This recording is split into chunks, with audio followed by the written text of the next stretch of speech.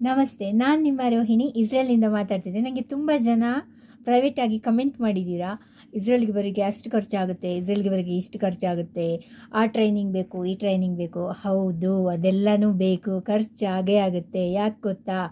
ಅವರು ನಿಮಗೆ 10,000 salary ಕೊಡ್ತಾಯಿಲ್ಲ, 20,000 salary ಕೊಡ್ತಿಲ್ಲ, 1,00,000 ಮೇಲೆ ಕೊಡ್ತಾಯಿದ್ದಾರೆ. 1,00,000 ಮೇಲೆ ಅಂದರೆ ನೀವು ಎಷ್ಟು ಎಜುಕೇಷನ್ ಮಾಡಿದ್ದೀರಾ ಅದರದ್ದು ನಿಮಗೆ 10ರಷ್ಟು ಸಂಬಳ ಕೊಡ್ತಾರೆ. ಅಂದರೆ ಅದಕ್ಕೆ ಅದರದ್ದೇ ಆದ ಒಂದು ಏನು ಹೇಳ್ತೀವಿ, ಅದರದ್ದೇ ಆದ ಪೇಪರ್ಸ್, ಅದರದ್ದೇ ಆದ ಪ್ರೊಸೆಸ್ ಎಲ್ಲ ಇರುತ್ತೆ. ಸೊ ಅದರಿಂದ ಅಷ್ಟು ಖರ್ಚಾಗೇ ಆಗುತ್ತೆ. ಇನ್ನೊಂದು ಕೆಲವರು ಹೇಳ್ತಾರೆ, ನಾನು ನನ್ನ ಫ್ಯಾಮಿಲಿಗೆ ಹೇಳಿದ್ದೇನೆ, ಫ್ಯಾಮಿಲಿ ಹೇಳಿದ್ದು ಯಬ್ಬೋ ಅಷ್ಟು ದುಡ್ಡು ಖರ್ಚಾಗುತ್ತೆ, ಅಲ್ಲಿ ಹೋಗಬೇಡ, ನೀನು ಇಲ್ಲೇ ಏನಾದರೂ ಕೆಲಸ ಮಾಡು ಅಂತ.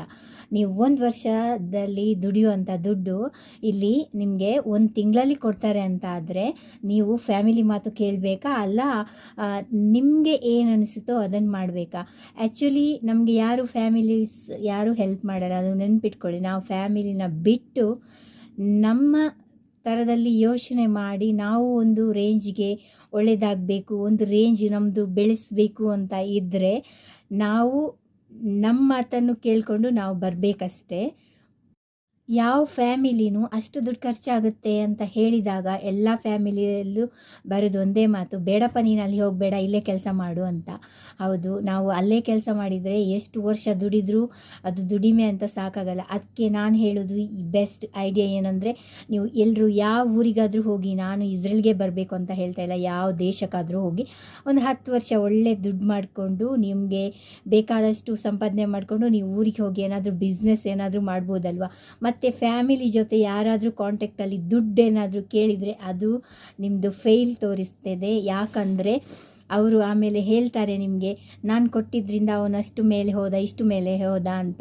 ಸೊ ನಾನು ಈ ಊರಿಗೆ ಬರುವಾಗ ನನಗೂ ದುಡ್ಡು ಖರ್ಚಾಗಿದೆ, ಪಾಸ್ಪೋರ್ಟಿಂದ ಹಿಡಿದು ಎಲ್ಲ ಪೇಪರ್ಸ್ಗೆ ಎಲ್ಲ ದುಡ್ಡು ಖರ್ಚಾಗುತ್ತೆ. ನಾನು ನನ್ನ ಫ್ಯಾಮಿಲಿ ಹತ್ರ 1 ಪೈಸನೂ ಕೇಳಲಿಲ್ಲ. ಇವತ್ತು ನನಗೆ ಯಾರು ಊರಲ್ಲೇ ಆಗಲಿ ಅಥವಾ ನಮ್ಮ ಫ್ಯಾಮಿಲಿಯಲ್ಲಿ ಆಗಲಿ ಯಾರೂ ಹೇಳ್ತಾ ಇಲ್ಲ ನನ್ನಿಂದ ಅವಳು ಮೇಲೆ ಬಂದಿದ್ದಾಳೆ ಅಂತ, ಯಾರೂ ಹೇಳ್ತಾ ಇಲ್ಲ. ಇಲ್ಲ ಅಂದರೆ ಹೇಳಿ ಕುಕ್ಕಿ ಇಡ್ತಾರೆ. ಎಲ್ಲ ಫ್ಯಾಮಿಲಿಯಲ್ಲಿ ಇದೇ ಆಗೋದಲ್ವ. ಯೋಚನೆ ಮಾಡಿ ನೀವು ಏನು ಮಾಡಬೇಕು ಅಂತ. Okay, thank you. ಫಾಲೋ ಮಾಡಿ ಇನ್ಸ್ಟಾಗ್ರಾಮನ್ನು ಇನ್ನಷ್ಟು ಮಾಹಿತಿಗೆ.